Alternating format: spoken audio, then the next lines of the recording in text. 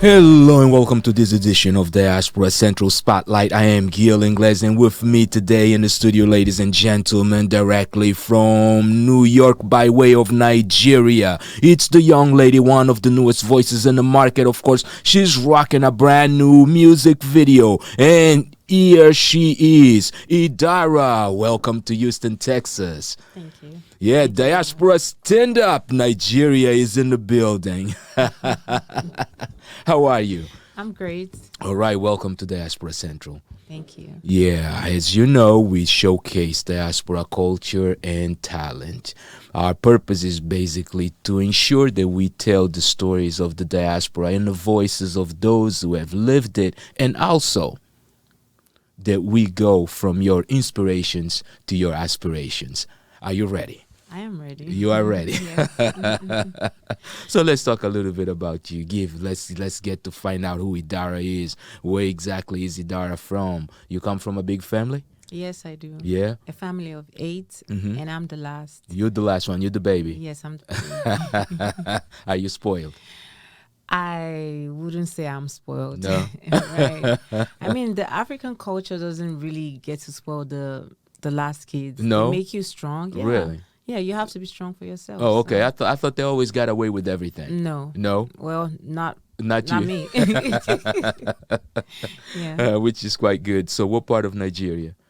I'm from the south of Nigeria, Mhm. and that is Delta State. Okay. Yeah, both my parents, they're not from the same place, but Okay. from the south. So Okay. Yeah. So they both from the same tribe, though. They speak the same no, dialect. no, they don't. They They are speak- from different parts Okay. of the south. Oh wow. Yeah. So you are a mix of what parts? Of the south. Give us South, tribes. yeah. Give us tribes. That's my dad is Urobo. They Mhm. call them the Urobo tribe, Okay. and my mom is from Efik, Calabar. Okay. Yeah. And you? And me, Yeah. we go by our father's tribe. Oh, you so, go by your father's. yeah. Okay. So where you were born does not even matter at all. Yes. Oh wow. Yes, That's it. that's good information to know, Mhm. because sometimes we think that okay, your father is from this part, your mother is from this part, but you are from that part Right, because and you were that's born. interesting because right? coming to America, Mhm. especially in New York, I get to ask people where they're from, and they talk about where they were born, and I'm like, Exactly. no, that's not what we do. We're like, we're from where our parents are Right. from, especially our dads. Yeah. Exactly. That's the cultural difference, right? That's the cultural difference. That's that difference that makes us. So let's talk about New York. That was your port of entry. That's how you got into the States. Mhm. Yeah. And it's been New York. Okay. New York, Reason New for York. being in the States though initially. Why did you come here?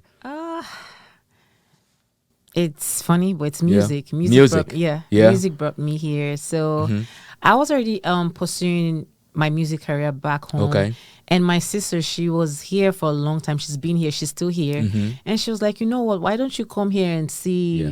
maybe The Voice or American Idol or just something? Right. And she said, I've talked to my friends about you. Maybe you can work with them. I was like, okay. I was actually hesitant. I was like, Yeah. because I'm already used to what I'm doing back home in Nigeria. Indeed. But I eventually came Yeah. and I made some contacts, met people, and it's been going well All so right. far. Okay, Yeah. so that's a good thing, because remember, this is the home of dreams, right? All you need in America is nothing but a dream, Right. right? And I sometimes tell people that if you come to America with a towel and a dream, you're good. You're gonna need that towel to kind of dry your tears, your sweat, Right. right? And then you need that dream so that you make sure that you're sweating enough and you're tearing enough while you get into it, That is right? right. Yeah. Yes. Yeah.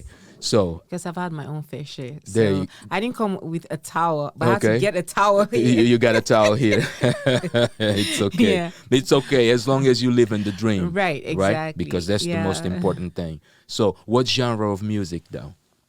I'd like to call my genre of music because I experiment a lot. So I don't like to box myself into one genre of music. Okay. So it's more of the Afro soul, the R&B. So I can just say it's Afrobeat. No, it's more Okay. about soul, Yeah. R&B, and and pop. Yeah. Yeah. Now, was it always your dream to be a singer? I knew I could sing growing up, but I wasn't sure I was playing between designing and acting. But I think when I got into my teenage years, I was like, you know what? I think I really like singing. It makes me happy. Okay. It started with how I felt singing. Yeah. And I was like, I want people to feel the way I feel too. Like it really takes me somewhere that nothing else does. There you so I was go. like, I want to be able to share that with people. If I can do this for myself, then I'd like to do it for someone else. Yeah. So yeah. Now, so you mentioned designing. What kind of designing was it? Was it like fashion design? Fashion. Yeah. Okay. Fashion All right. design. So you're into fashion also.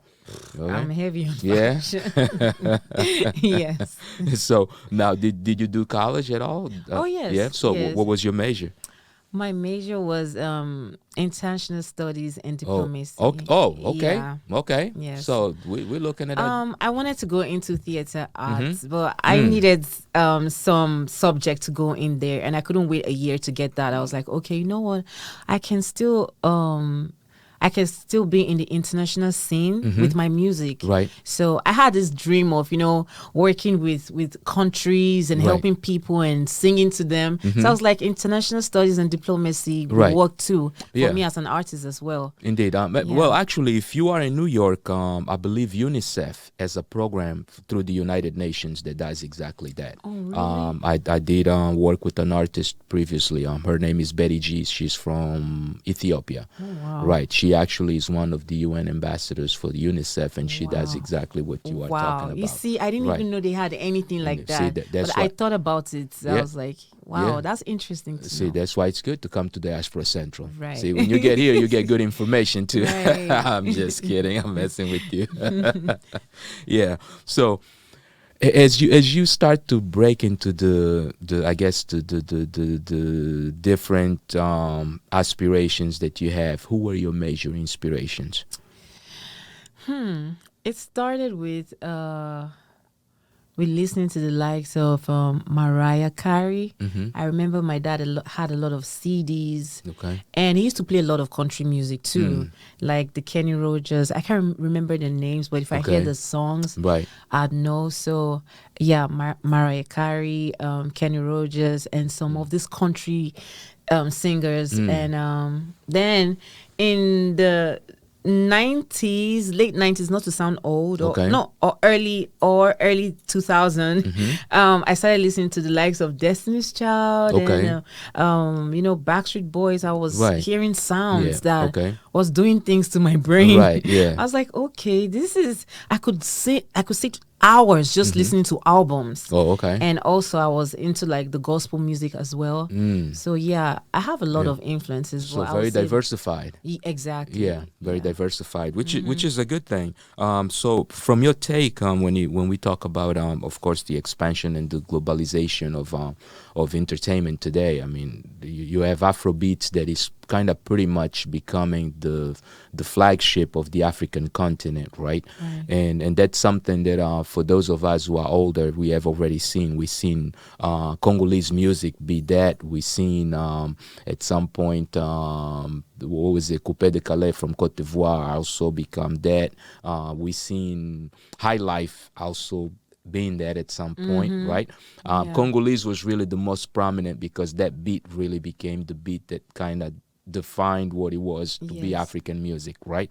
So today with Afrobeats, as you see Afrobeats achieving that level of notoriety and recognition, how do you feel?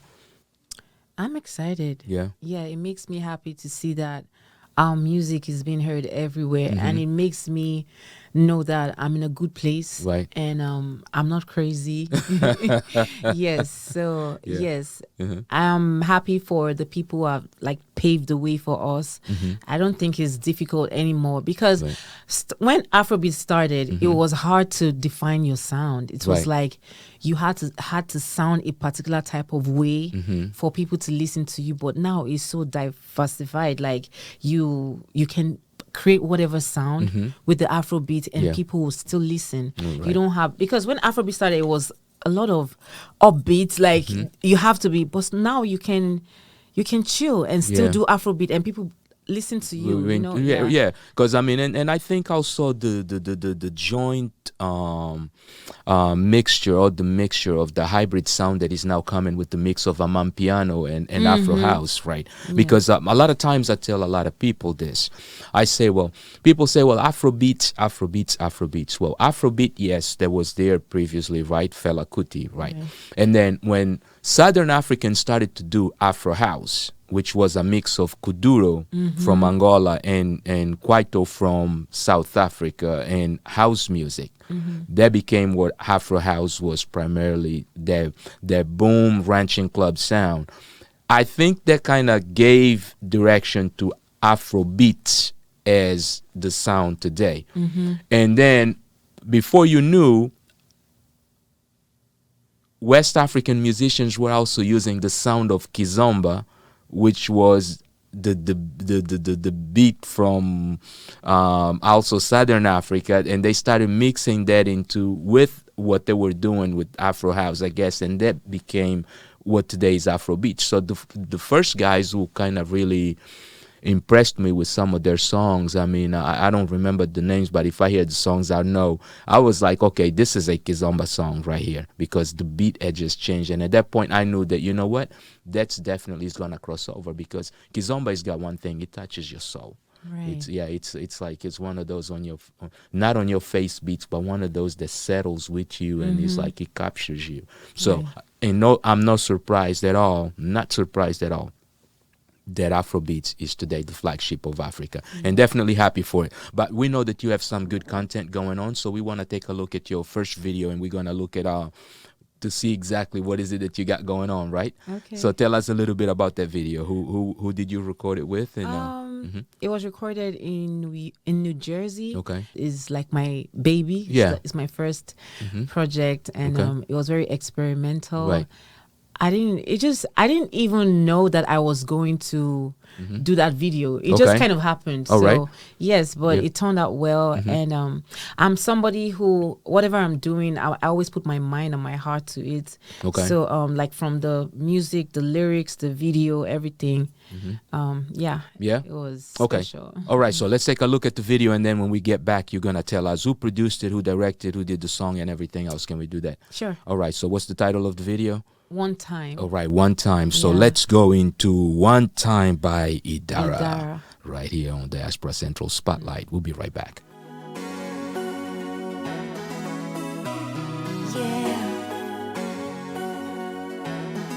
Idara da da da da.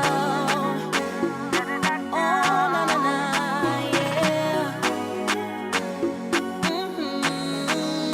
Jackcliff sound. It be like say you give me something. I swear more than something. When they make me act like this, they tell me say you like woman. Boy I no care, boy I no mind. Not only you in my mind.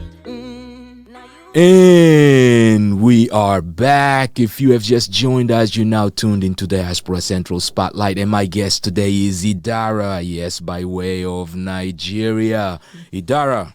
Yes. There was a nice, cool video. What's the title of the video again? One Time. One Time. So tell us a little bit about the production of that song. Let's start with the song itself. You wrote the lyrics, or somebody else wrote it? Yes, all my songs so far, I write them. Okay. And most of my songs are based on personal experience. I've been experimenting with just, imagination. Okay. And it's been going well too. Yeah? So, yes. All right. And, so One Time is a personal experience. Yes. I'm sure that the fans would like to know that. Right. The fans always like to know that. Right. Yeah. So who produced the song itself? Who did the music production? It's been a minute. Is also the guy is Nigerian. Okay. He has his production name, but I call him Coleman. Okay. Yeah, but his production name I can't remember right now. No, that's okay. And what about the video? Let's go into the video. The concept was made by a Spanish guy, Devo. It was very great to work with him. Yeah. And All right. So do you already have your team together? Yeah. You're keeping it together. I'm putting my team together. Putting your team together, right? Yeah, because that's important. Yeah, that's very important. You can't do it alone. No, here in America, you gotta have a team and the right team to make sure that you succeed, right? Yeah. People that want to make money with you, not get money from you. That's very important, right? That's very important. So now you have new things going on. Of course, you're here in the city of Houston. You know, this is the capital of the diaspora right here. This is where Diaspora Central sits. So this is the capital of the diaspora now. What you got going on here in Houston? Right now, I am working on my project, like more sounds and just branding. And so I came out here to work with people that I've heard about and I've talked to. So like producers like yourself. Oh, thank you. Thank you. Yes, so thank you. Yes, and it's been going. I've been here like 2 days now, so it's been going great. Oh, right. Yeah. Yeah. Which is definitely wonderful because in Houston there's really now a lot of the good source from other states for some reason found this place to be home, me being one of them, of course. Now you have an EPK also being put together, ready to come out soon. Yes. Yeah. And to tell us a little bit about what the fans should expect with that EPK. Well, just to get to know more about me and what I've been doing so far. Like, I know I don't have a lot of work out yet, which I'm working on, but I want the fans to know what I've been up to, my experiences in the industry, and just to get to know me a little bit more. There you go. Know a little bit more of Idara so that you can understand exactly where she's coming from. And remember, most of her music are personal experiences, so you guys should love that. Right. Now, what's up and coming for you in the next few months? It's gonna be a body of work, an EP. Okay. You know, like I said, it's all about getting to know Idara and taking them on my journey. Like I said, music has been something that has taken me places mentally, emotionally, and that's what I want my fans to experience as well. Got you. Because I feel like we need an escape from this world sometimes. Yeah, we should. And I want to be the medium that people, escape from whatever it is they're experiencing. Yeah. So. Yeah. Now, as a brand new artist, I guess this is a question that probably will put you on the spot, and you don't have to answer if you don't want to. But as a brand new artist, have you already picked a social cause that you believe in, or that you will represent? Somehow. Social cause, I feel like every social thing stems from spirituality as well. So my biggest social cause would be love. Love. Yeah. I'm very big on that. Yeah. So that will be what I will be focusing on. What I am focusing on. There you go. Yeah. Love. All right. And so there you have it. You know what? She's a singer-songwriter. Does a lot of personal experiences, and she is a true believer in love, and love is her social cause. So check out Idara. So, any questions that you have for us? I think I asked you that already. Well, you can ask me. Okay, so now that we're on the air. Yeah, it's interesting. Like, being here is very interesting. I feel like a lot of people don't ask us, like us coming back from the motherland, enough about us. So what made you start the Diaspora Central? What made me start Diaspora Central? What made me start Diaspora Central was the fact that I felt that we needed to start owning our own narrative. And we cannot own our narrative if we don't tell our stories. So to be able to tell our stories, I honestly had to give people a platform for them to do so. So in other words, I wanted to capture the stories of the diaspora being told by those who are actually living them, right? So it's really a life project. I've committed to it, and hopefully we've been able to accomplish some of those. And we do pretty much one show every week. And that's beautiful, because honestly, thank you. As my first interview or interaction, I feel like this is a good place to start. All right, because thank you. I am coming from the motherland. So it's good that I'm here, telling my story firsthand. Indeed, with you, indeed. Welcome to the land of dreams. Welcome to the land of possibilities, right? And I always tell people, remember that. Do well so that you can be an example for those coming after you. Right? Yeah, no shortcuts. No need for shortcuts. You can definitely accomplish everything. This is a land of possibilities. Everything is possible. Sometimes all we need is a bit of patience. And thank you for the honor of giving us your first formal interview. Because and I think you in good. I've had very good track with first interviews. Right, I have had very good track. Right. In other words, what I'm saying is a lot of people that I have done their first interviews, they have actually gone to become very famous. Wow. Yeah, okay. Which is very good, especially in the continent. Yeah, so which is definitely very good. So anything else that you would like to tell our fans that you may have not told, or your fans, we should say, that you have not told yet? Well, I'll just say, thank you. Thank you for now, and thank you for the future, because for giving me an opportunity to be part of this journey, because I know there are a lot of artists out there, and I know that I have my part to play, my role to play. So, just sit back and look out for more from me, and know that we're in this together, and I won't disappoint you. There you go. No disappointments at all. Remember, she's a believer in love. And when you believe in love, you cannot disappoint. Love never disappoints, does it? Exactly. It doesn't. He never does. Now, how can your fans get in touch with you? How can they get to your content? Give us your webpage, your Instagram, or your social media. Yes. So my social media, it's Idara Atiri on all platforms. Facebook, Instagram, Twitter, Idara Atiri. Okay. Yes. Yeah. So Idara Atiri right now, and remember, she's got one song already with a video on the market, and the title of the song is One Time. One Time. So one time for Idara. Thank you for coming to Diaspora Central. Idara, it's been a great pleasure. And to those of you, and to all those of you that got a chance to listen to this interview, I'll have you take one thing with you. Remember, this is a world of possibilities. Don't cut yourself short. Don't take any shortcuts. Do the work, because you definitely at the end will benefit from it. Until next time, peace.